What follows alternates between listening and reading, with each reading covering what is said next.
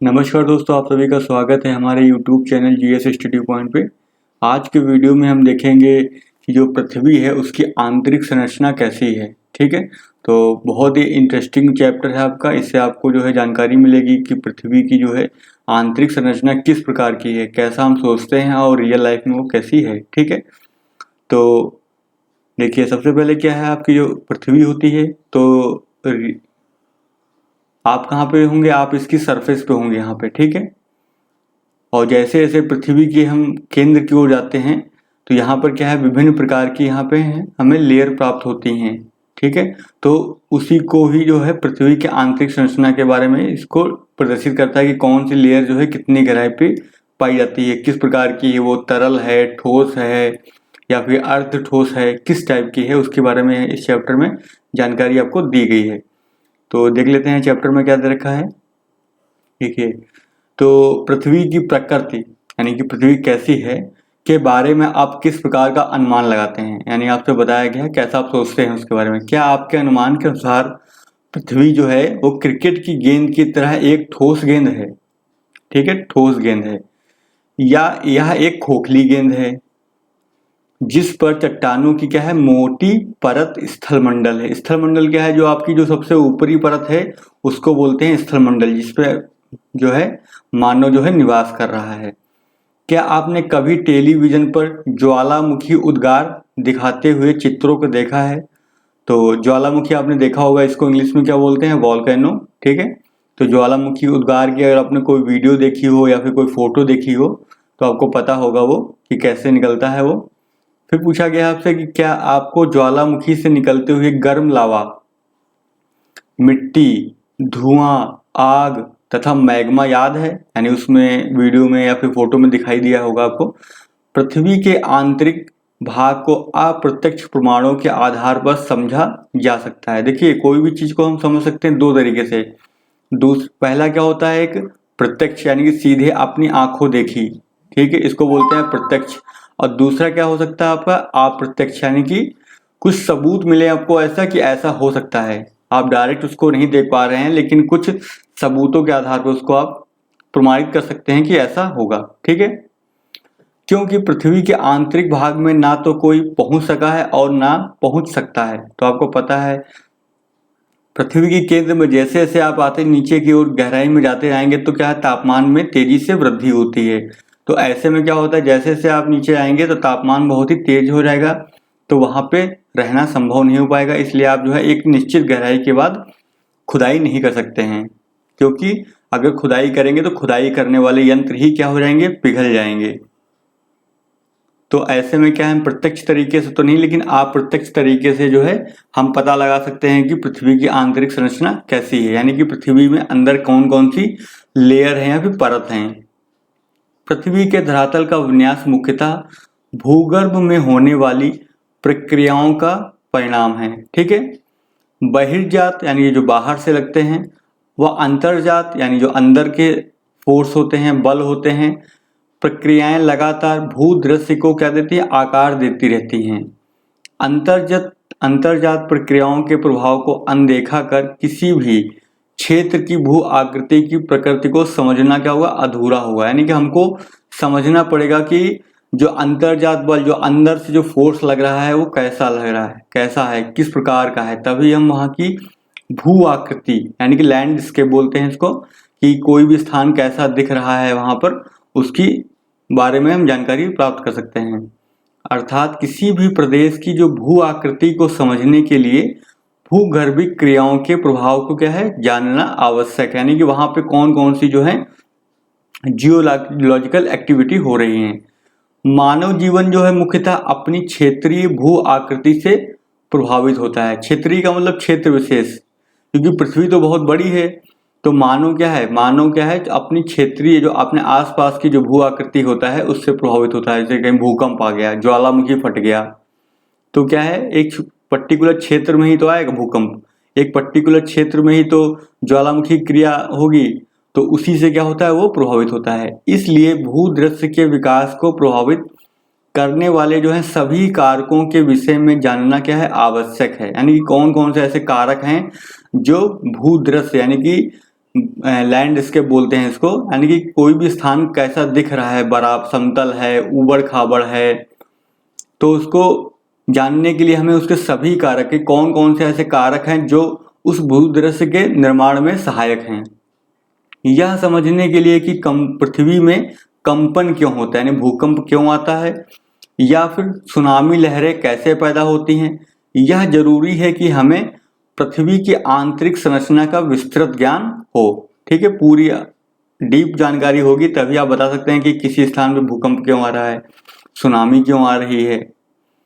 पिछले अध्याय में आपने पढ़ा था कि पृथ्वी का निर्माण करने वाली भूपर्पटी यानी जो क्रस्ट होती है, जो सबसे ऊपरी लेयर होती है जिसकी मोटाई लगभग 35 किलोमीटर होती है, से क्रोड क्या होता है, जो पृथ्वी का आंतरिक हिस्सा एकदम है।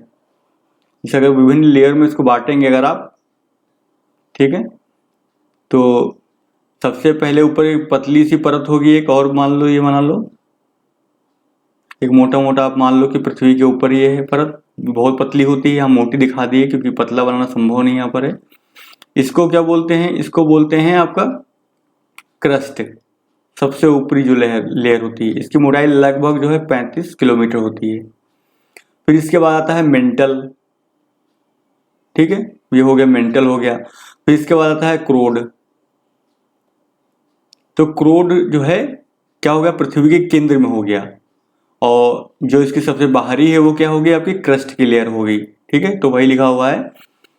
इससे पहले वाले अध्याय में आपने देखा होगा कि क्रस्ट से जो है क्रोड तक सभी पदार्थ जो हैं परतों के रूप में विभाजित होते हैं, यानी लेयर होती हैं। तो हमने दिखा दिया आपको लेयर यहाँ पर। यह जानना भी जो है क्या है, अत्यंत रोचक है, यानी इंटरेस्टिंग है कि वैज्ञानिकों ने जो है कैसे इन परतों के संबंध में जानकारी प्राप्त की।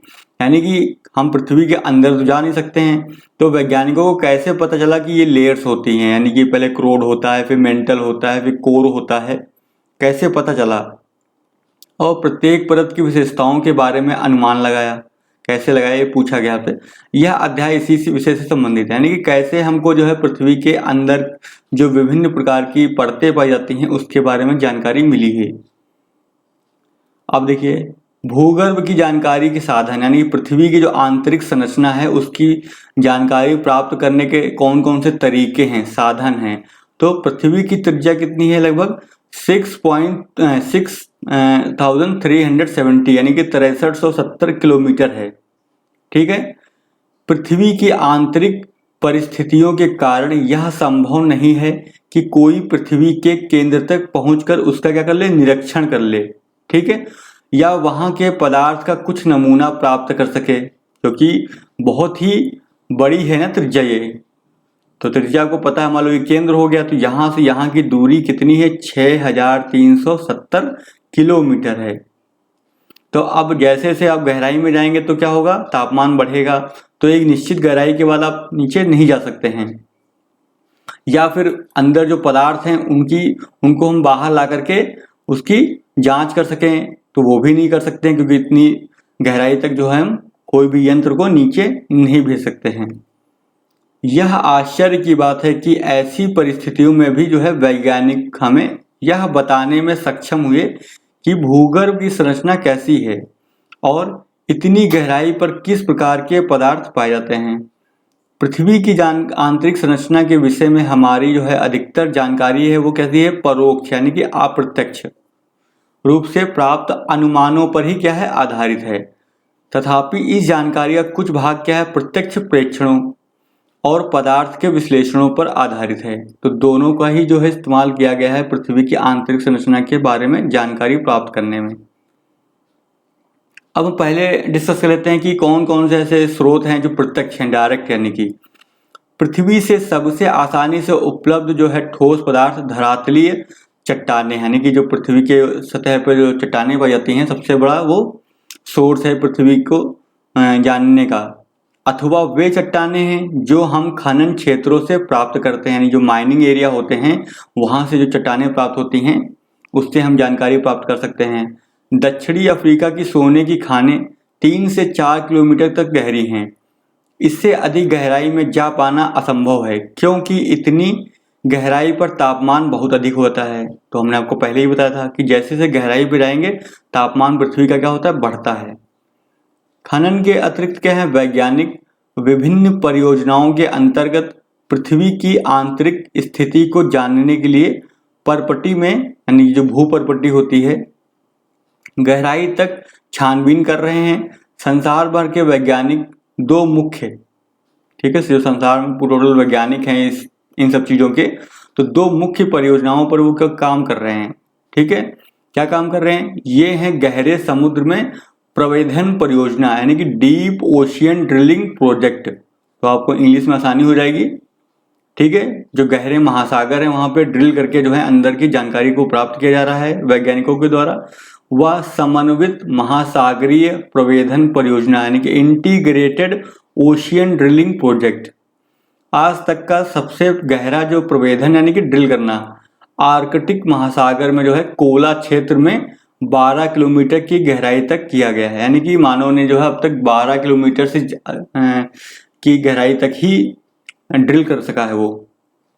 इन परियोजनाओं तथा बहुत सी अन्य गहरी खुदाई परियोजनाओं के अंतर्गत विभिन्न गहराई से प्राप्त पदार्थों के विश्लेषण से हमें पृथ्वी की क्या है, आंतरिक संरचना से संबंधित असाधारण जानकारी प्राप्त हुई। तो ये क्या है, ये प्रत्यक्ष हैं सारे तरीके। आप खुद वहां पर जाकर के वहां पे देखने का प्रयास कर रहे हैं कि अंदर क्या है। फिर ज्वालामुखी उद्गार प्रत्यक्ष जानकारी का क्या है, एक अन्य स्रोत है।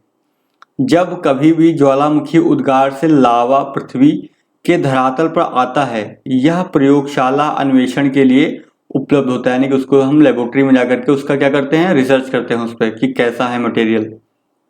यद्यपि इस बात का निश्चय कर पाना कठिन होता है कि यह मैग्मा कितनी गहराई से निकला है।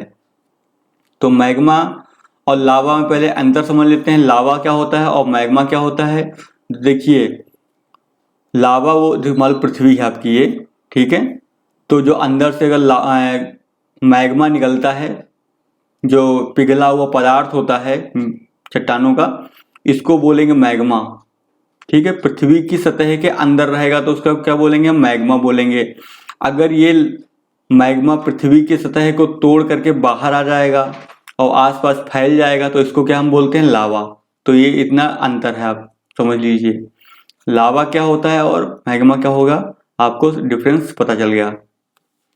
चलिए अब आगे देख लेते हैं। अब आगे हम देख लेते हैं कि दूसरा जो तरीका है पता लगाने का वो क्या है, अप्रत्यक्ष स्रोत। ठीक है, तो पदार्थ के गुण धर्म के विश्लेषण से पृथ्वी के आंतरिक भाग की अप्रत्यक्ष जानकारी प्राप्त होती है। खनन क्रिया से हमें पता चलता है कि पृथ्वी के धरातल में गहराई बढ़ने के साथ साथ तापमान एवं दबाव में क्या होती है, वृद्धि होती है। इतना ही नहीं, हमें यह भी पता चलता है कि गहराई बढ़ने के साथ साथ पदार्थ का क्या है, घनत्व यानी कि डेंसिटी भी बढ़ता है। यानी कि हल्के पदार्थ होंगे वो ऊपर होंगे और अधिक घनत्व के पदार्थ होंगे वो नीचे होंगे। यानी कि जैसे जैसे आप जाएंगे नीचे की ओर तो घनत्व क्या होगा, आपका जो डेंसिटी है वो क्या होगी, बढ़ेगी। हमेशा ध्यान रखिएगा। तापमान, दबाव व घनत्व में इस परिवर्तन की दर को आंका जा सकता है। हम इसको यानी मेजर कर सकते हैं कि कितना तापमान बढ़ रहा है, दबाव कितना बढ़ रहा है, घनत्व कितना बढ़ रहा है। पृथ्वी की कुल मोटाई को ध्यान में रखते हुए वैज्ञानिकों ने विभिन्न गहराइयों पर पृथ्वी पदार्थ के तापमान, दबाव एवं घनत्व के मान को क्या है, अनुमानित किया है। यानी कि इतनी गहराई पे इतना तापमान होगा, इतना घनत्व होगा, इतना दबाव होगा, ऐसा अनुमान लगा लिया है वैज्ञानिकों ने। प्रत्येक परत के संदर्भ में इन लक्षणों का सविस्तार वर्णन जो है इसी अध्याय में आगे किया गया है। तो यही हम इस चैप्टर में डिस्कस करेंगे पूरी डिटेल में इसको कि पृथ्वी अंदर है तो कैसी है। चलिए, पृथ्वी की आंतरिक जानकारी का जो दूसरा अप्रत्यक्ष स्रोत है। अब दूसरा, एक तो पहला तरीका क्या हो गया आपका, जो ज्वालामुखी वगैरह हो गए, ठीक है, और फिर ये तो प्रत्यक्ष वाला हो गया। ज्वालामुखी वाला कैसा हो गया, प्रत्यक्ष हो गया आपका ज्वालामुखी। अब दूसरा अप्रत्यक्ष में क्या क्या हमने देखा अभी, अप्रत्यक्ष में जो है खनन, हमने यानी माइनिंग करी है तो उससे हमें जो जानकारी मिली है उससे। फिर एक और तरीका भी है भूकंप। ठीक है, तो दूसरा भी तरीका क्या है, अप्रत्यक्ष है लेकिन कौन सा है, वो भूकंप है। और एक क्या हो सकता है, उल्काएं भी हैं। उल्का पिंड जो होते हैं जो अंतरिक्ष में जो है टहलते रहते हैं और पृथ्वी के गुरुत्वाकर्षण के कारण जो है वो पृथ्वी पे आके गिरते हैं। तो वो भी उल्का जो पिंड है वो भी क्या है, एक अप्रत्यक्ष स्रोत हैं। तो वही लिखा हुआ, पृथ्वी की आंतरिक जानकारी का दूसरा अप्रत्यक्ष स्रोत क्या है, उल्काएं हैं जो कभी कभी धरती पर पहुंचती हैं। हालांकि हमें यह भी ध्यान रखना चाहिए कि उल्काओं के विश्लेषण के लिए उपलब्ध पदार्थ जो है पृथ्वी के आंतरिक भाग से प्राप्त नहीं होते हैं, क्योंकि वो तो किसी अन्य ग्रह के होते हैं टुकड़े, या फिर अन्य कोई भी जो अंतरिक्ष में जो मलबा घूम रहा है, टहल रहा है, वो होता है, ना कि पृथ्वी का भाग नहीं है वो। परंतु उल्काओं से जो प्राप्त पदार्थ और उनकी संरचना जो है पृथ्वी से क्या है, मिलती जुलती है। यानी कि जैसे वो पदार्थ बने होंगे ऐसे ही जो है पृथ्वी भी बनी होगी, या फिर उसकी आंतरिक संरचना भी ऐसी ही होगी। ये उल्काएं जो है वैसे ही पदार्थ के बने ठोस पिंड हैं। पिंड का मतलब मास, जिनसे हमारा ग्रह पृथ्वी बना है। अतः पृथ्वी की जो आंतरिक जानकारी के लिए उल्काओं का अध्ययन जो है एक अन्य क्या है, महत्वपूर्ण स्रोत है। चलिए आगे देख लेते हैं। अन्य जो है अप्रत्यक्ष स्रोतों में क्या है, गुरुत्वाकर्षण हो गया, चुंबकीय क्षेत्र यानी कि जो मैग्नेटिक फील्ड होती है, वह भूकंप संबंधी जो है क्रियाएं शामिल हैं। पृथ्वी के धरातल पर भी विभिन्न अक्षांशों पर गुरुत्वाकर्षण बल एक समान नहीं होता है। यह गुरुत्वाकर्षण बल जो है ध्रुवों पर अधिक, तो हमेशा ध्यान रखिए गुरुत्वाकर्षण बल जो होता है पृथ्वी पे कहाँ अधिक होगा सबसे, तो पृथ्वी मान लो आपकी ये है, तो ये आपका नॉर्थ पोल हो गया इधर, और इधर क्या आपका है, साउथ पोल हो गया ये, ठीक है। तो यहाँ पर सबसे अधिक गुरुत्वाकर्षण होगा और यहाँ पर सबसे अधिक गुरुत्वाकर्षण होगा, और सबसे कम कहाँ होगा, जो भूमध्य रेखा होती है, ठीक है, यानी 0 डिग्री जो इक्वेटर होती है वहां पर क्या हुआ, सबसे कम होता है। तो वही लिखा हुआ है, जो गुरुत्वाकर्षण बल है वो ध्रुवों पर अधिक एवं भूमध्य रेखा पर क्या होता है, कम होता है। पृथ्वी के केंद्र से दूरी के कारण गुरुत्वाकर्षण बल जो है ध्रुवों पर अधिक और भूमध्य रेखा पर कम होता है, ठीक है, दूरी की वजह से। गुरुत्व का मान जो है पदार्थ के द्रव्यमान के अनुसार भी बदलता है। पृथ्वी के भीतर जो है पदार्थों का असमान वितरण भी इस भिन्नता को क्या करता है, प्रभावित करता है। अलग अलग स्थानों पर गुरुत्वाकर्षण की भिन्नता अनेक अन्य कारकों से भी क्या है, प्रभावित होती है। यानी कि गुरुत्वाकर्षण जो होती है वो बहुत डायनेमिक है, अलग अलग पदार्थ होते हैं उससे प्रभावित होती है। अलग अलग स्थान पर जो है अलग अलग टाइप के पदार्थों का वितरण होता है, इसकी वजह से जो है गुरुत्वाकर्षण अलग अलग होता है हर जगह का। तो सबसे अधिक कहाँ होगा, उत्तरी ध्रुव पे होगा और दक्षिणी ध्रुव पे होगा, यानी कि ध्रुवों पर अधिक होता है। और सबसे कम कहाँ होगा गुरुत्वाकर्षण, तो इक्वेटर पे होगा। इस भिन्नता को गुरुत्व विसंगति यानी ग्रेविटी एनोमली कहा जाता है। गुरुत्व विसंगति हमें भूपर्पटी में पदार्थ के द्रव्यमान के वितरण की जानकारी देता है। चुंबकीय सर्वेक्षण भी जो है भूपर्पटी में चुंबकीय पदार्थ के वितरण की जानकारी देते हैं। फिर भूकंपीय गतिविधियां भी पृथ्वी की आंतरिक जानकारी का एक क्या है, महत्वपूर्ण स्रोत है। अतः हम कुछ विस्तार से इस पर चर्चा करेंगे, यानी भूकंप के बारे में हम इसमें इस चैप्टर में थोड़ा ज़्यादा डिटेल में जाएंगे, क्योंकि उससे जो है हमें बहुत महत्वपूर्ण जानकारी प्राप्त होती है पृथ्वी की आंतरिक संरचना के बारे में। अब देख लेते हैं भूकंप। तो भूकंपीय तरंगों का अध्ययन पृथ्वी की आंतरिक परतों का संपूर्ण चित्र प्रस्तुत करता है, यानी कि अंदर जो आंतरिक संरचना है पृथ्वी की वो कैसी है, तो उसका पता कैसे चलता है हमको, भूकंपीय तरंगों के अध्ययन से। साधारण भाषा में भूकंप का अर्थ है पृथ्वी का कंपन, यानी कि पृथ्वी जो है पृथ्वी का कांपना ही क्या कहलाएगा, भूकंप। नाम से स्पष्ट है, भू का मतलब हो गया पृथ्वी और कंप का मतलब कंपन से है। यह एक प्राकृतिक घटना है। ऊर्जा के निकलने के कारण तरंगे क्या होती हैं, उत्पन्न होती हैं, जो सभी दिशाओं में फैलकर भूकंप लाती हैं। तो भूकंप क्या है, एक प्रकार की ऊर्जा है, ठीक है। चलिए आगे देख लेते हैं। आगे देखा है कि प्रायः भ्रंश के किनारे किनारे ही ऊर्जा निकलती है। भूपर्पटी की शैलों में गहन दरारें ही भ्रंश होती हैं। तो मान लो कोई चट्टान है, मान लो, ठीक है, ये मान लो कोई चट्टान है, तो अगर कोई ताकत अगर इधर एक लग रही है और एक ताकत इधर लग रही है, तो यहाँ से क्या पड़ जाएगा, दरार आ जाएगी, टूट जाएगी, तो ये क्या हो जाएगी, चट्टान क्या हो जाएगी, अलग हो जाएगी ऐसे। ठीक है, ये आ गया भ्रंश हो गया। तो ये आपका भ्रंश को इंग्लिश में बोलते हैं ट्रेंच, तो ट्रेंच बन जाती है। और इस प्रोसेस में क्या होता है, बहुत ज़्यादा मात्रा में ऊर्जा निकलती है, क्योंकि हम कोई चीज़ तोड़ेंगे तो टूटने में एनर्जी रिलीज होगी ना फिर इसकी। ठीक है, तो इससे क्या होगा, भूकंप आ जाएगा वहाँ पर। फिर भ्रंश के दोनों तरफ शैलें विपरीत दिशा में गति करती हैं, यानी कि एक शैल इधर चली जाएगी और दूसरी चट्टान जो है इधर चली जाएगी। जहाँ ऊपर के शैलखंड जो है दबाव डालते हैं, उनके आपस का घर्षण उन्हें क्या है, परस्पर बांधे रहता है। फिर भी अलग होने पर जो है,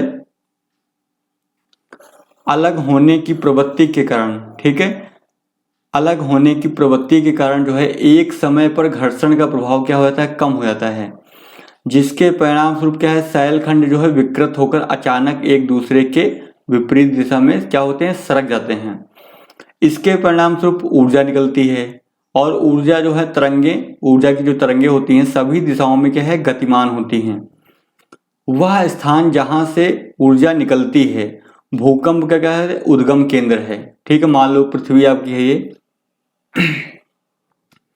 पृथ्वी से कुछ गहराई पर मान लो यहाँ पर जो है भूकंप आता है, तो इसको क्या बोलते हैं हम, फोकस। ठीक है, फोकस।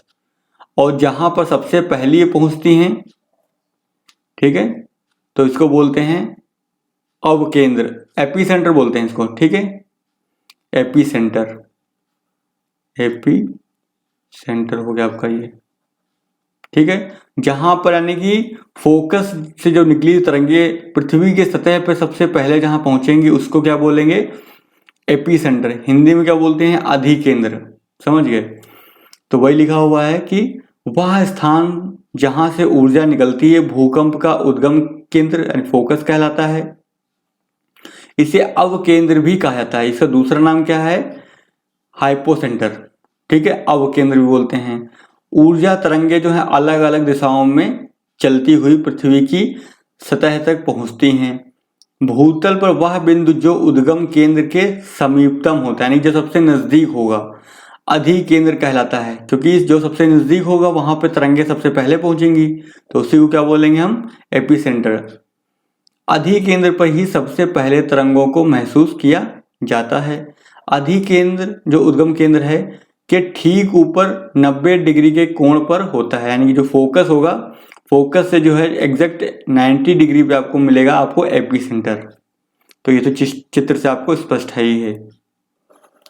चलिए अब आगे देख लेते हैं भूकंपीय तरंगे क्या होती हैं, यानी कि अर्थक्वेक वेव्स।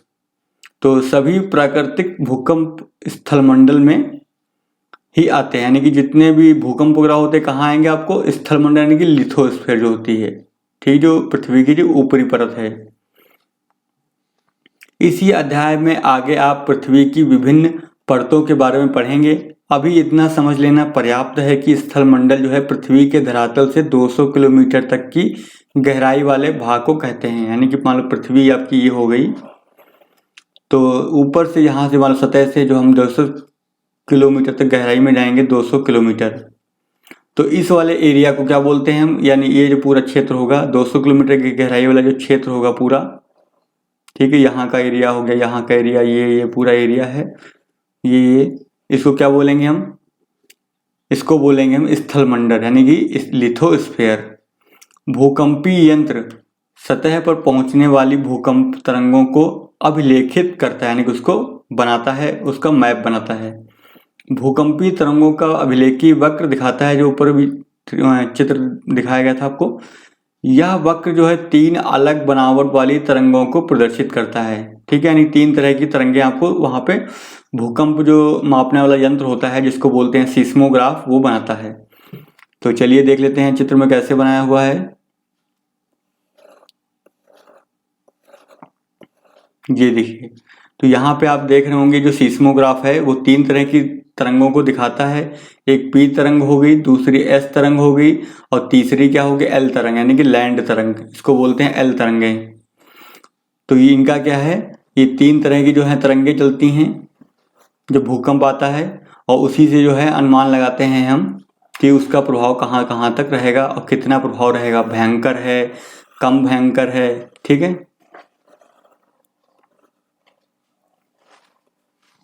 चलिए आगे देख लेते हैं। देखिए यह वक्र 3 अलग अलग बनावट वाली तरंगों को प्रदर्शित करता है। बुनियादी तौर पर जो भूकंपीय तरंगें 2 प्रकार की होती हैं, यानी कि बेसिकली जो होती हैं वो 2 ही प्रकार की होती हैं, एस और पी होती हैं, ठीक है। तो वही लिखा हो भूगर्भीय तरंगे यानी कि बॉडी वेव्स व धरातलीय तरंगें 2 तरह की मानते हैं हम। और भूगर्भीय तरंगें वो होती हैं जो भूगर्भ के अंदर चलती हैं, यानी पृथ्वी के सतह में के नीचे चलती हैं, जिसको बोलते हैं एस और पी। और दूसरी कौन सी होगी, धरातलीय तरंगें जो होंगी वो सतह पे चलती हैं, ठीक है। भूगर्भिक तरंगें जो हैं उद्गम केंद्र से ऊर्जा के मुक्त होने के दौरान पैदा होती हैं और पृथ्वी के अंदरूनी भाग से होकर सभी दिशाओं में आगे बढ़ती हैं, जो भूगर्भ के अंदर चलेंगी, इसलिए इन्हें भूगर्भीय तरंगें कहा जाता है। देखिए बहुत सी चीजें जो है नाम से स्पष्ट होती हैं, तो अगर मीनिंग आपको शब्दों का पता है तो आप आसानी से चीजों को समझ सकते हैं। यहाँ पे लिखा है भूगर्भिक तरंगें, तो भूगर्भ के अंदर जो तरंगें चलेंगी वो कहलाएंगी भूगर्भिक तरंगें। भूगर्भिक तरंगों एवं धरातलीय शैलों के मध्य अन्योन्य क्रिया के कारण नई तरंगें उत्पन्न होती हैं, जिन्हें धरातलीय तरंगें कहा जाता है। ये तरंगें जो हैं धरातल के साथ साथ चलती हैं, यानी सरफेस पे चलेंगी, ठीक है, चलती हैं। तरंगों का जो वेग है वो अलग अलग घनत्व वाले पदार्थ से गुजरने पर क्या होता है, परिवर्तित हो जाता है। यानी कि अलग अलग घनत्व अगर हैं तो वहां पर जो तरंगों की जो स्पीड होगी वो भी क्या हो जाएगी, चेंज हो जाएगी।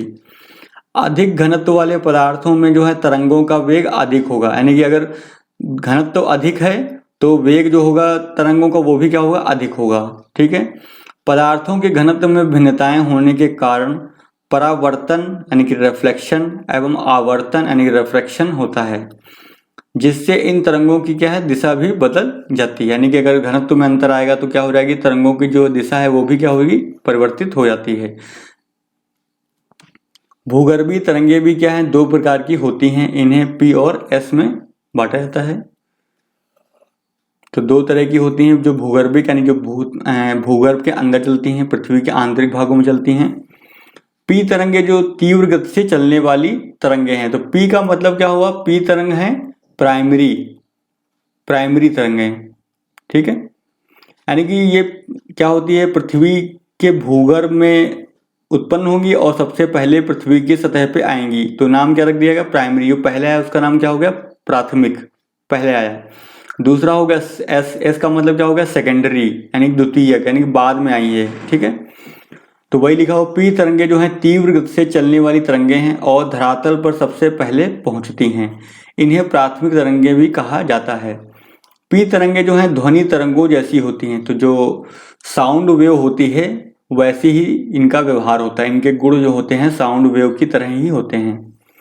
ये गैस, तरल व ठोस तीनों प्रकार के पदार्थों से गुजर सकती हैं। तो खास बात क्या है, जो पी तरंगे कहाँ कहाँ चल सकती हैं, चाहे ठोस पदार्थ हो उसमें चलेंगी ये, तरल हो उसमें भी चल जाएंगी ये, ठीक है, ठोस हो गया, तरल हो गया और गैस में भी, तो तीनों ही में ये गुजर सकती हैं, चल सकती हैं। एस तरंगे फिर देख लेते हैं। एस तरंगे धरातल पर कुछ समय अंतराल के बाद पहुंचती हैं, यानी सेकंड नंबर पे आई हैं। ये द्वितीयक तरंगे कहलाती हैं। एस तरंगों के विषय में एक महत्वपूर्ण तथ्य यह है कि ये केवल ठोस पदार्थों के ही माध्यम से चलती हैं। तो एस तरंगों की खास बात क्या है, ये केवल ठोस में चलेंगी। जैसे ही लिक्विड की लेयर आएगी वो आगे नहीं बढ़ पाएंगे, यानी वहीं पे वो क्या हो जाएंगे, समाप्त हो जाएंगे। तो आप समझ गए होंगे, मान लो कोई ये पदार्थ है, यहाँ पर क्या है, एक लिक्विड की लेयर है यहाँ पर, ठीक है। तो यहाँ से जब एस तरंग चलेगी तो यहाँ तक जाएगी, आगे इसको क्या मिल गया, लिक्विड मिल गया।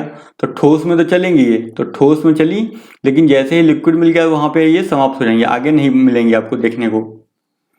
एस तरंगों की यह एक महत्वपूर्ण विशेषता है। इसी विशेषता ने जो है वैज्ञानिकों को भूगर्भीय संरचना समझने में क्या है, मदद की है।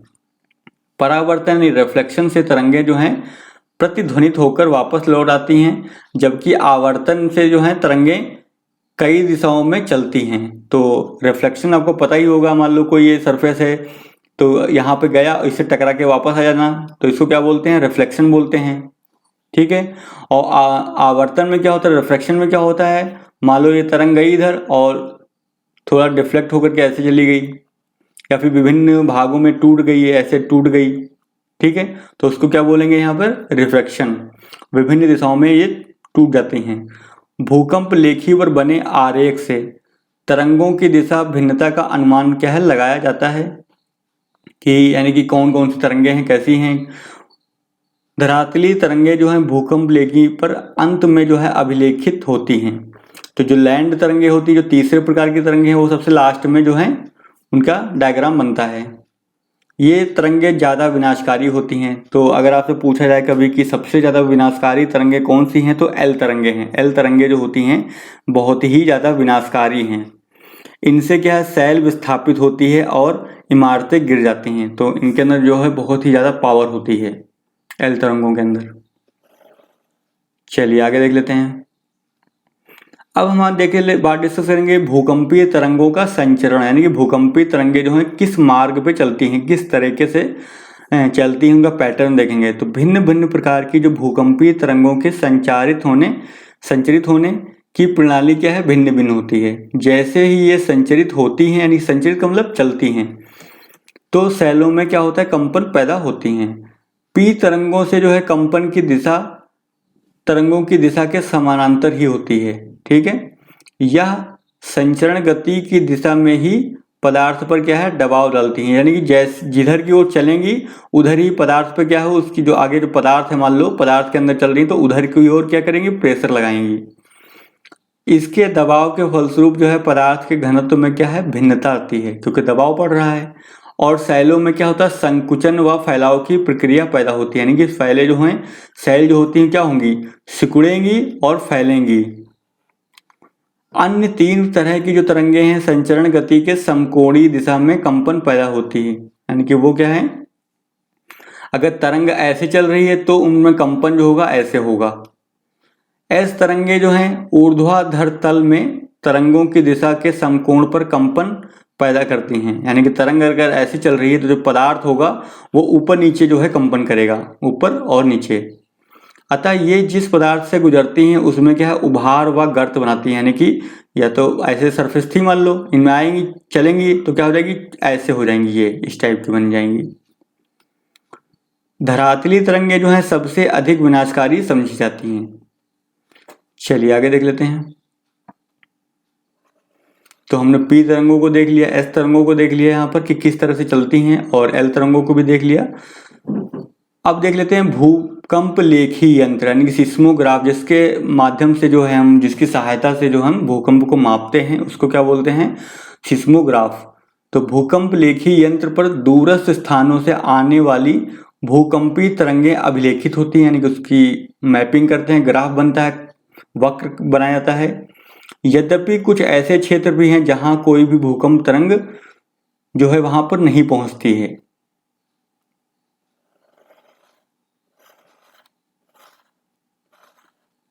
ठीक है, कुछ ऐसे क्षेत्र होते हैं जो भूकंप सिस्मोग्राफ को देखते हैं तो वहां पे कोई भी भूकंप हलचल को उसको मैप नहीं किया जाता है, क्योंकि वहां पे आती ही नहीं तरंगे हैं। ऐसे क्षेत्र को क्या बोलते हैं, भूकंपीय छाया क्षेत्र बोलते हैं। ठीक है, शैडो जोन कहा जाता है। जहां पर कोई भी जो है भूकंपीय तरंग नहीं पहुंचती है उसको क्या बोलेंगे हम, शैडो जोन। विभिन्न भूकंपीय घटनाओं के अध्ययन से पता चलता है कि एक भूकंप का जो छाया क्षेत्र है दूसरे भूकंप के छाया क्षेत्र से सर्वथा क्या है, भिन्न होता है, यानी दोनों अलग अलग होते हैं। अभी हम चित्र में देखेंगे, दो चित्र यहाँ पे दिखाए गए हैं, उसमें जो है पी व एस तरंगों का क्या है, छाया क्षेत्र जो है प्रदर्शित किया गया है। तो हम चित्र में पहले देख लेते हैं कि छाया क्षेत्र जो है वो कैसा दिखता है। ठीक है, तो यहाँ पर देखिए सबसे पहले आपको दिखाया गया है किसका, पी तरंग छाया क्षेत्र, यानी पी तरंगों को हम देखते हैं अगर, तो देखिए यहाँ से जो है पी तरंगे उत्पन्न हुई और ये सभी दिशाओं में क्या होगा, जाएंगी तरंगे। एस तरंगे होती हैं और पी तरंगे होती हैं, दो तरह की तरंगे होती हैं। ठीक है, तो आप यहाँ पे देख रहे होंगे पी तरंग छाया क्षेत्र।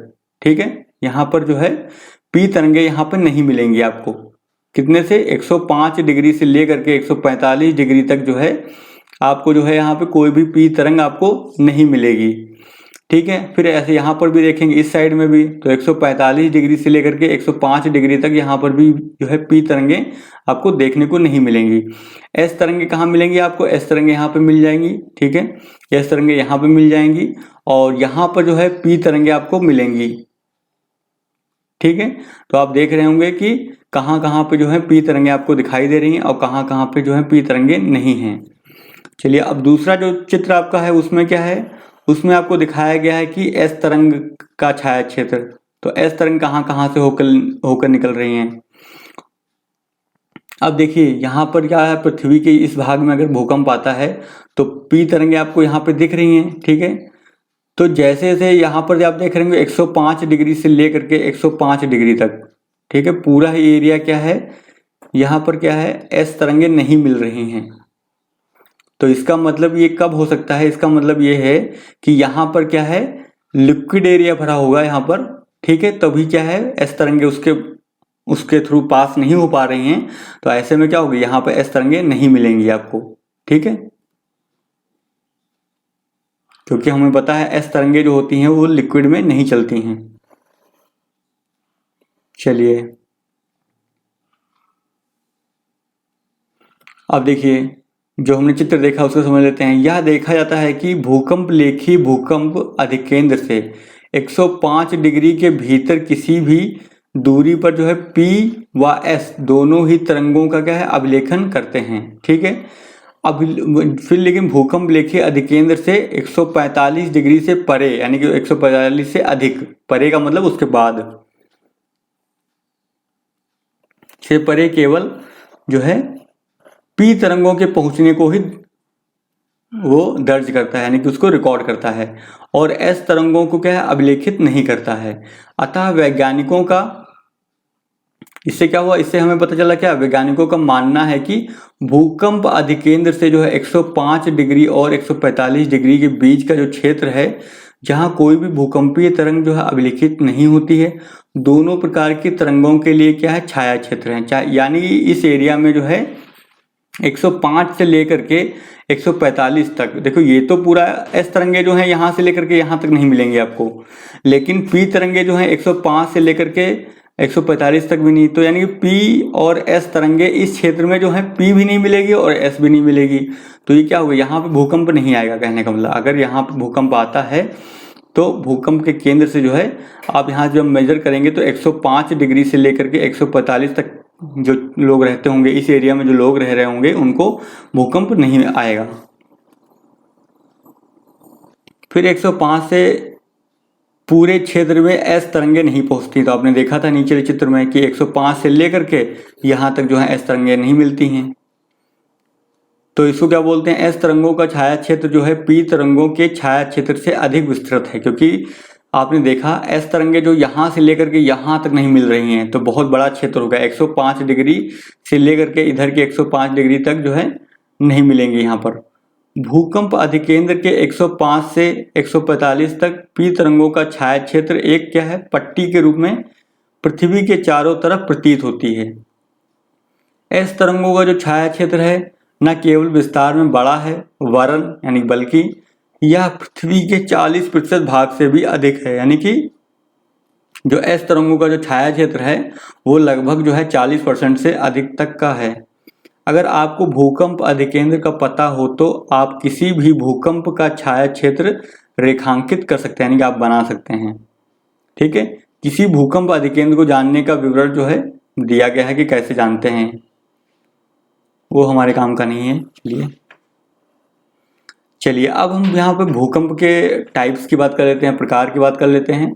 तो पहला जो है सामान्यतः विवर्तनिक, यानी कि टेक्टोनिक, इंग्लिश में क्या बोलते हैं टेक्टोनिक भूकंप भी अधिक आते हैं, यानी कि सामान्यतः जो है टेक्टोनिक भूकंप भी सबसे ज़्यादा आते हैं।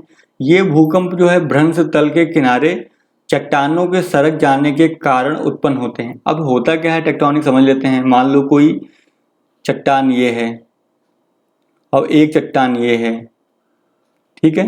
अब ये इधर की ओर फोर्स लग रहा है, ये इधर की ओर फोर्स लग रहा है, तो इसमें होगा क्या, जब भारी चट्टान होगी, मान लो कोई ये भारी चट्टान है, ये हल्की चट्टान है, तो भारी चट्टान क्या होगी, हल्की चट्टान के अंदर घुस जाएगी, प्रवेश कर जाएगी, ठीक है। और इसके वजह से यहाँ पे क्या होगा, एक रगड़ खाएगा। तो लंबे समय के बाद जब बहुत ज़्यादा एनर्जी इसके पास हो जाएगी तो ये क्या करेगी, यहाँ पर भूकंप ला देगी। तो इसको बोलते हैं टेक्टोनिक, ठीक है। तो वही लिखा हुआ है, जो टेक्टोनिक भूकंप होते हैं वही सबसे ज़्यादा आते हैं। और आगे के क्लासेस में आप पढ़ेंगे कि प्लेट टेक्टोनिक थ्योरी पढ़ेंगे कि वो क्या होती है, वो आगे के क्लासेस में है आपके, ठीक है। इसी चैप्टर में भी आगे डिस्कस किया गया है। चलिए, एक विशिष्ट वर्ग के विवर्तनिक भूकंप को ही ज्वालामुखी भूकंप समझा जाता है।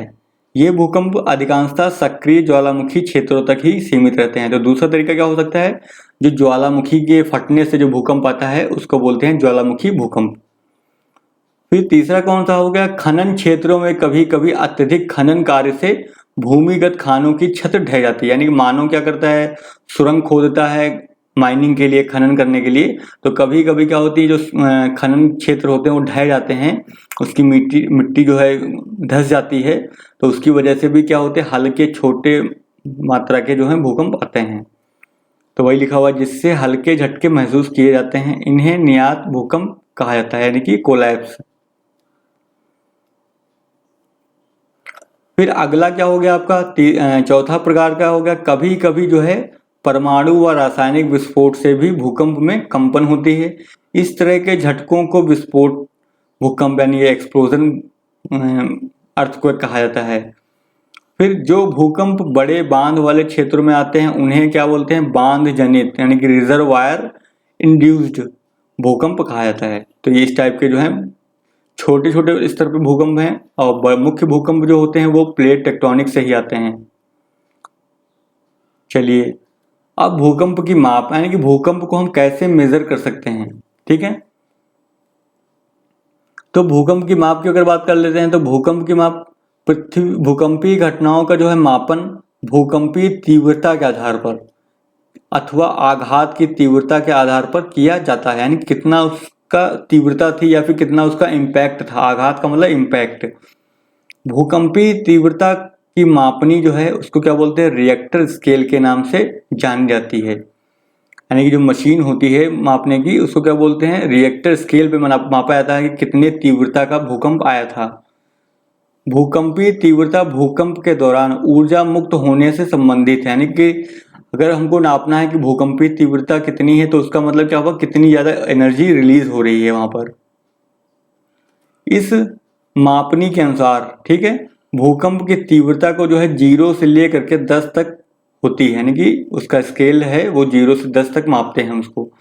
आघात की तीव्रता गहनता यानी कि इंटेंसिटी स्केल को इटली के भूकंप वैज्ञानिक मर्केल, तो वैज्ञानिक नाम है जिन्होंने जो है क्या इसको बनाया था, मर्केल, तो मर्केली के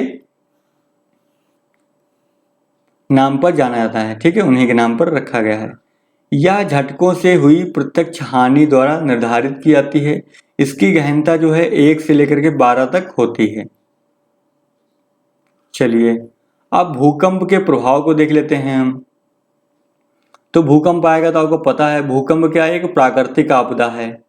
भूकंपीय आपदा से होने वाले प्रकोप निम्न है, यानी कि कौन कौन से भूकंप की वजह से क्या क्या होता है, उसका प्रभाव क्या होता है। तो पहला क्या, भूमि का हिलना। तो भूकंप आएगा तो सबसे पहले क्या होगा, भूमि हिलेगी, कंपन होगा। दूसरा है धरातली विसंगति। तो मान लो पहले क्षेत्र ऐसा था, भूकंप आने के बाद वो ऐसा हो सकता है, उबड़ खाबड़ हो सकता है, फिर ये इसमें दरारें आ सकती हैं, ऐसे हो सकता है, भ्रंश बन जाएंगे, ठीक है। तीसरा क्या, भूस्खलन या फिर पंख स्खलन। तो मान लो पहाड़ी एरिया मान लो है कोई है, ठीक है, यहाँ पे कोई चट्टान है वो ढीली हो गई है, मुख्य चट्टान से वो अलग हो गई, भूकंप आया जब कांपा तो ये हिस्सा क्या अलग होकर के टूट कर यहाँ पे गिर गया करके, तो इसको बोलते हैं क्या, भूस्खलन। फिर क्या है, मृदा द्रवण यानी कि सॉइल लिक्विफिकेशन। तो इसमें क्या होगा, मृदा जो है चलती है यानी कि बहेगी। फिर धरातल का एक तरफ झुकना। तो मान लो कोई धरातल ऐसा था तो भूकंप के बाद वो क्या हो जाएगा, झुक जाएगा, ऐसे हो जाएगा। हिमस्खलन। तो अगर मान लो कोई पर्वतीय क्षेत्र है, यहाँ पे बर्फ है, हिम टोपी है इसको बोलते हैं, तो अगर बर्फ है तो वो क्या है, भूकंप के प्रभाव में ये बर्फ नीचे आ जाएगी और यहाँ पे इसको क्या बोलेंगे, हिमस्खलन। धरातली विस्थापन। अगला क्या हो गया आपका, बांध व तटबंध के टूटने से बाढ़ आना। तो कोई बांध है वहां भूकंप आ गया तो बांध टूट गया तो वहां पे आसपास के क्षेत्र में क्या हो जाएगा, बाढ़ आ जाएगी। फिर आग लगना, इमारतों का टूटना था, ढांचों का ध्वस्त होना, वस्तुओं का गिरना। और सुनामी। तो सुनामी कहाँ आती है, अगर कोई जलीय क्षेत्र है, ठीक है, मान लो कोई सागर है, महासागर है, उस एरिया में अगर भूकंप आता है तो उसमें क्या होता है, जो तरंगे होती, भूकंपीय तरंगे होती हैं, उनकी ऊर्जा से जो लहरें उत्पन्न होती हैं ऊंची ऊंची पानी की, ऐसे, ठीक है, तो इसी को क्या बोलते हैं, सुनामी।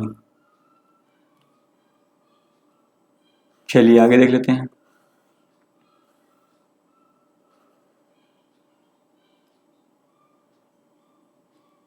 अब देखिए, उपरोक्त सूचीबद्ध प्रभावों में से जो है पहले 6 का प्रभाव जो है स्थल रूपों पर देखा जा सकता है, जबकि अन्य को क्या है, उस क्षेत्र में होने वाले जन व धन की हानि से समझा जा सकता है। जो हमने देखा अभी कि कितने प्रकार के प्रभाव हो सकते हैं उनमें।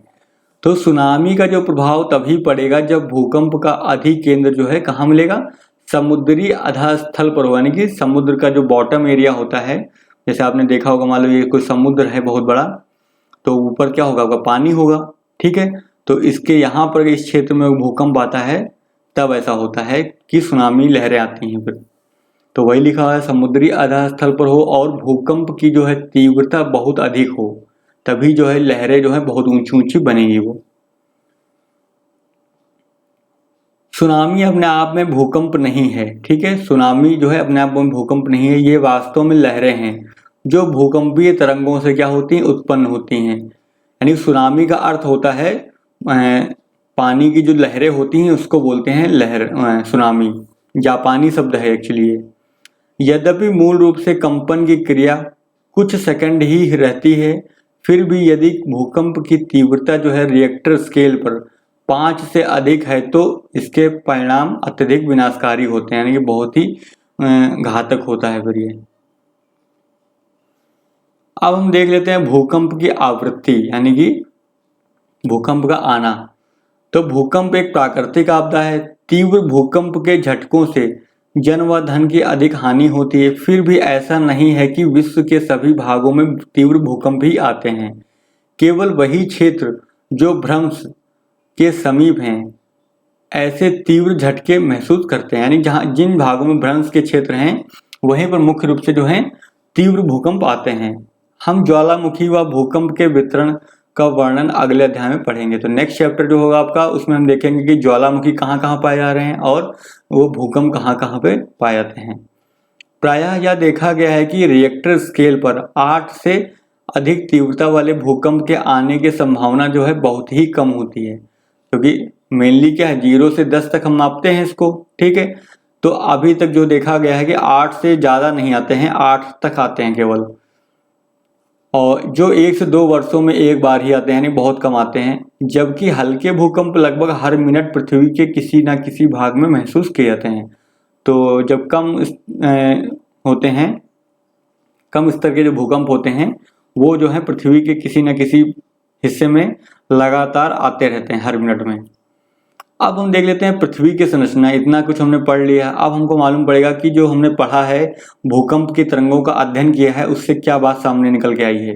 तो उससे जो है भूकंप, जो हमने भूकंप के बारे में पढ़ा, उससे वैज्ञानिकों ने एक अनुमान लगाया और उससे जो है एक पृथ्वी की संरचना का जो है क्या उन्होंने बताया, मैप बताया, मानचित्र बनाया कि पृथ्वी की जो अंदर सतहें जो हैं इस प्रकार की होनी चाहिए।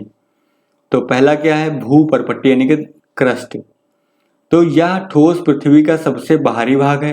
जैसे मान लो आप, ये हो गया, तो पृथ्वी पे आप लोग यहाँ रहते हैं, ठीक, सरफेस के ऊपर सब लोग रह रहे हैं, सारे लोग कहाँ रहते हैं, सरफेस के ऊपर। तो इसी भाग को क्या बोलते हैं, क्रस्ट बोलते हैं, ठीक है।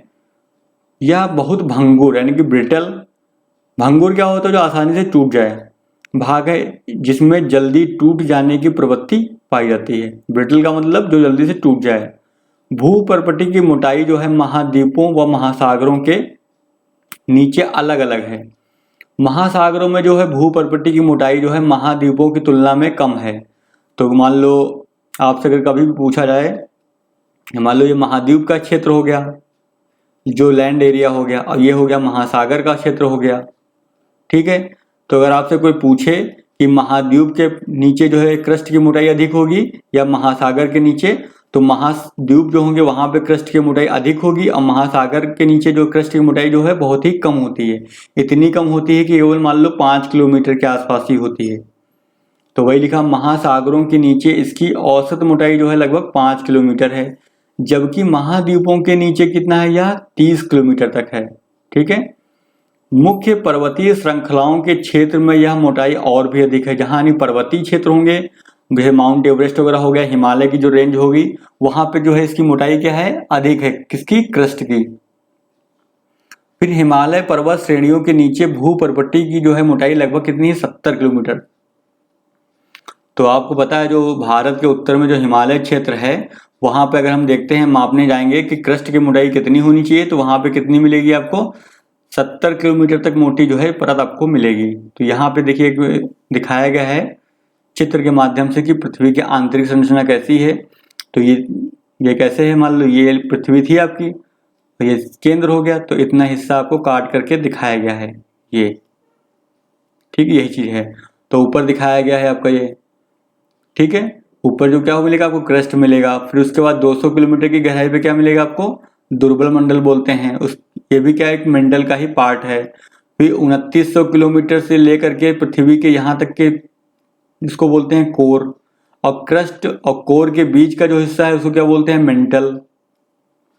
फिर जो कोर है वो भी दो अवस्थाओं में है, एक क्या है, द्रव अवस्था में है, दूसरा क्या, ठोस अवस्था में है। अब क्यों, कैसे होता है, ये भी आपको हम बताएंगे आगे, कैसा क्यों हो रहा है। चलिए अब दूसरी परत की बात कर लेते हैं। तो दूसरी परत कौन सी आएगी आपकी, मेंटल, जो भी आपने चित्र में देखी थी। तो भूगर्भ में जो है पर्वती के नीचे का भाग क्या कहलाता है, मेंटल कहलाता है। मोह असंतत्य यानी कि डिसकंटिन्यूटी, या फिर इसको बोलते हैं, दूसरा नाम है असंबद्धता। थोड़ा नाम अलग है लेकिन थोड़ा याद कर लीजिएगा, असंबद्धता भी बोलते हैं इसको, या फिर इंग्लिश में याद कर लीजिए डिसकंटिन्यूटी। तो यह जो है मोह असंबद्धता या फिर डिसकंटिन्यूटी से प्रारंभ हो करके 2900 किलोमीटर की गहराई तक पाया जाता है। तो यानी कि आपकी जो क्रस्ट की परत होगी, मान लो आपकी ये क्रस्ट होगी, क्रस्ट, फिर यहां से ले करके 2900 किलोमीटर, ठीक है, 2900 किलोमीटर तक। तो यहां से लेकर के यानी कि क्रस्ट से लेकर के 2900 किलोमीटर की मोटाई में जो होता है उसको क्या बोलते हैं, मेंटल। ठीक है, फिर मेंटल का जो ऊपरी भाग है वो क्या कहलाता है, दुर्बल मंडल। इसको वो क्या बोलते हैं, एस्थेनोस्फेयर। तो लिथोस्फेयर ये हो गया, इसके नीचे आपको क्या मिलेगा, एस्थेनोस्फेयर कहा जाता है। एस्थेनो शब्द का अर्थ क्या है, दुर्बलता से यानी कमजोर से है। इसका विस्तार क्या है, 400 किलोमीटर तक आंका गया है। ठीक है, फिर ज्वालामुखी उद्गार के दौरान जो लावा धरातल पर पहुंचता है उसका मुख्य स्रोत यही है, यानी कि जो लावा होता है हमें प्राप्त होता है, कहां से आ रहा है वो एस्थेनोस्फेयर से आ रहा है ऊपर। भूपर्वतीय एवं मेंटल का जो ऊपरी भाग मिल करके क्या होता है, स्थल मंडल कहलाता है। इसकी मोटाई कितनी है, 10 से लेकर के 200 किलोमीटर के बीच पाई जाती है।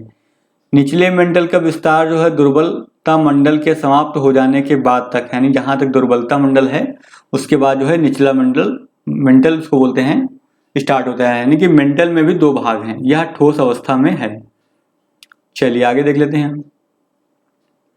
अब जो तीसरी और अंतिम लेयर है वो कौन सी है, कोर। ठीक है, तो कोर क्या है, जैसा कि पहले इंगित यानी कि आपको बताया जा चुका है कि भूकंपीय तरंगों के वेग ने पृथ्वी के क्रोड को समझने में क्या है, सहायता की है। क्रोड व मेंटल की सीमा जो है 2900 किलोमीटर की गहराई पर, यानी कि 2900 किलोमीटर की गहराई पर जो है क्या स्टार्ट हो जाता है आपका, मेंटल यहाँ पे है। ठीक है, ये मेंटल था, 2900 किलोमीटर की गहराई थी, यहाँ पर खत्म हो गई। अब इसके आगे स्टार्ट हो जाएगा क्या, कोर। तो वही लिखा हुआ है। वाह्य कोर जो है वो कैसी अवस्था में, तरल अवस्था में है, क्योंकि तापमान बहुत ज्यादा हो जाता है जैसे जैसे गहराई में जाते हैं, तो यहाँ पे जो भी पदार्थ होता है वो क्या होती है, पिघली हुई अवस्था में होती है। लेकिन जो अंदर का कोर होता है यानी कि आंतरिक कोर, वो कैसा, ठोस अवस्था में है। तो आप सोचेंगे कि गहराई के साथ तापमान तो बढ़ रहा है, तो नीचे वाला भी जो है तरल पदार्थ में होना चाहिए आपके अनुसार, लेकिन ऐसा नहीं है। क्यों नहीं है, क्योंकि इतना अधिक दाब है ना, पृथ्वी की जैसे जैसे नीचे जा रहे हैं तो दाब भी बहुत अधिक बढ़ रहा है। तो इस वाले में जो इनर कोर का एरिया है वो इतना अधिक दबाव पे है कि वो लिक्विड अवस्था में नहीं आ पाता है। ठीक है, तापमान तो बहुत अधिक है, लेकिन इतना तापमान होने के बावजूद वहाँ पे इतना अधिक दबाव है, दबाव की वजह से जो वहाँ के जो जो परमाणु होते हैं, एटम्स होते हैं इसमें अंदर के, वो क्या है, ठोस अवस्था में ही अपने आप को जकड़े रहते हैं, यानी कि वो अपने बॉन्ड से इधर उधर हिल नहीं सकते हैं, क्योंकि दबाव जो है बहुत ही अधिक मात्रा में होता है। तो वही लिखा है, जबकि जो आंतरिक कोर यानी इनर कोर जो है वो कैसी अवस्था में, वो ठोस अवस्था में होता है। चलिए फिर देखिए, जो कोर है वो भारी पदार्थों मुख्यतः निकिल व लोहा यानी कि फेरम्स का बना है। इसे निफे परत के नाम से भी जाना जाता है। निफे का मतलब Ni का मतलब निकिल हो गया, और आयरन को क्या लिखते हैं, Fe लिखते हैं, तो उसी से जोड़ के बना दिया क्या, निफे बना दिया। तो कोर को क्या बोलते हैं, मुख्य रूप से निफे भी कहा जाता है, क्योंकि ये निकिल और आयरन से बना हुआ होता है। तो कभी आपसे क्वेश्चन पूछा जाए कि जो पृथ्वी का कोर है वो किस चीज से बना हुआ है, तो निफे से बना हुआ है, निकिल और आयरन से। चलिए, ज्वालामुखी और ज्वालामुखी निर्मित स्थल रूप। अब इस चैप्टर में हम देखेंगे कि ज्वालामुखी क्या होता है, फिर ज्वालामुखी से कौन कौन से स्थलाकृतियां बनती हैं। आपने अनेक बार ज्वालामुखी के चित्र देखे होंगे। ज्वालामुखी वह स्थान है जहां से निकलकर गैस, राख और तरल चट्टानी पदार्थ, लावा, ठीक है, तरल चट्टानी पदार्थ को क्या बोलते हैं, लावा बोलते हैं, पृथ्वी के धरातल तक पहुंचता है। यदि यह पदार्थ कुछ समय पहले ही बाहर आया हो या अभी निकल रहा हो तो वह ज्वालामुखी सक्रिय ज्वालामुखी कहलाता है, यानी कि एक्टिव है, वो उसके अंदर से पदार्थ निकल रहा है। तरल चट्टानी पदार्थ जो है दुर्बलता मंडल से निकलकर धरातल पर पहुंचता है। जब तक यह ठोस मेंटल के ऊपरी भाग में है यह मैग्मा कहलाता है। ठीक है, जब यह भूपटल के ऊपर या धरातल पर पहुंचता है तो लावा कहा जाता है। तो आपको हमने पहले ही बता दिया था, ये वह पदार्थ जो धरातल पर पहुंचता है उसमें लावा प्रवाह, लावा के जमे हुए टुकड़ों का मलबा, ज्वालामुखी बम, राख और धूल कण व गैसें, जैसे कौन कौन सी गैसें होती हैं इसके अंदर, नाइट्रोजन हो गए, नाइट्रोजन के यौगिक हो गए, सल्फर हो गया, ठीक है, सल्फर के यौगिक हो गए, और कुछ मात्रा में जो है क्लोरीन, हाइड्रोजन व आर्गन शामिल होते हैं। तो ये सारी चीजें जो है उसके अंदर से जो निकलता है लावा, उसके अंदर ये चीजें पाई जाती हैं। चलिए फिर ज्वालामुखी उद्गार की प्रवृत्ति और धरातल पर जो है विकसित आकृतियों के आधार पर ज्वालामुखी को वर्गीकृत किया जाता है। कुछ मुख्य ज्वालामुखी जो है निम्न प्रकार के, यानी कि अब यहाँ पे हम देखेंगे ज्वालामुखियों के प्रकार, टाइप्स ऑफ वॉल्केनो। तो पहला ज्वालामुखी का प्रकार क्या हो गया, शील्ड ज्वालामुखी, शील्ड, ठीक है। तो ये कैसा होता है, बेसाल्ट प्रवाह को छोड़कर पृथ्वी पर पाए जाने वाले सभी ज्वालामुखियों में शील्ड ज्वालामुखी सबसे विशाल है, यानी कि बहुत ही बड़े बड़े होते हैं। हवाई द्वीप के ज्वालामुखी इसके सबसे अच्छे क्या है, उदाहरण हैं। तो कभी आपसे पूछा था कि हवाई द्वीप का जो ज्वालामुखी है वो कैसा ज्वालामुखी है, तो वो शील्ड ज्वालामुखी है। ये ज्वालामुखी मुख्यतः बेसाल्ट से निर्मित होते हैं जो तरल लावा के ठंडे होने से बनते हैं। ठीक है, यह लावा उद्गार के समय बहुत तरल होता है, नहीं बहुत ही पतला होता है और बहुत दूर तक फैल जाता है। इसी कारण जो है इन ज्वालामुखियों का ढाल जो है तीव्र नहीं होता। अब खुद ही सोचिए, कोई अगर पतली चीज है किसी छेद से बाहर निकल रही है तो क्या दूर तक फैल जाएगा, ठीक है, तो इसका जो ढाल होगा वो भी क्या होगा, कम होगा। फिर यदि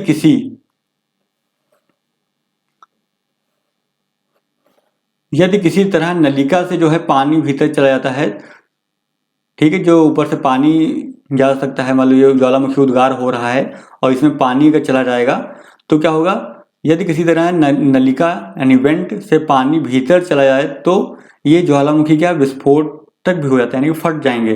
अन्यथा कम विस्फोटक होना ही क्या इनकी विशेषता होती है। इन ज्वालामुखियों से लावा फव्वारे के रूप में बाहर आता है और निकास पर एक शंकु कोन बनाता है जो क्या कहलाता है, सिंडर शंकु के रूप में विकसित होता है। ठीक है, तो यहाँ पे देख लेते हैं इसके बारे में, सिंडर शंकु के बारे में है। यहाँ पे चित्र दे रखा है, शील्ड ज्वालामुखी इस तरह का होता है, यहाँ पे सिंडर शंकु को दिखाया गया है। अगला हम देख लेते हैं मिश्रित ज्वालामुखी। ठीक है, तो ये कैसा होता है, इन ज्वालामुखियों से जो बेसाल्ट की अपेक्षा अधिक ठंडे व शान यानी गाढ़ा या चिपचिपा लावा उद्गार होते हैं। प्रायः ये ज्वालामुखी जो है भीषण विस्फोटक होते हैं, यानी बहुत ही तेजी से फटते हैं। इनसे लावा के साथ क्या भारी मात्रा में ज्वलखंड शिम यानी कि पायरोक्लास्टिक पदार्थ व राख भी धरातल पर पहुंचती है। यह पदार्थ जो है क्या है, निकास नली, जो जहां से निकल रहा है लावा, निकास नली के क्या है आसपास जो है परतों के रूप में क्या हो जाता है, ये जमा हो जाते हैं, जिनके जमाव जो है मिश्रित ज्वालामुखी के रूप में दिखते हैं। अगला क्या है, ज्वालामुखी कुंड क्या होता है, जिसको बोलते हैं इंग्लिश में कार्डेरा। तो देखिए ये आपका ज्वालामुखी है, तो ये जहां से निकलता है इसको ही क्या बोलते हैं, कार्डेरा। ठीक है, बड़े आकार का जो होता है। तो ये पृथ्वी पर पाए जाने वाले सबसे अधिक विस्फोटक ज्वालामुखी हैं और आमतौर पर ये इतने विस्फोटक होते हैं कि जब इनमें विस्फोट होता है तब वे ऊंचा ढांचा बनाने के बजाय स्वयं नीचे धंस जाते हैं, यानी कितनी तेजी से विस्फोट होता है कि नीचे की ओर धंस जाते हैं। धंसे हुए विध्वंस गर्त ही क्या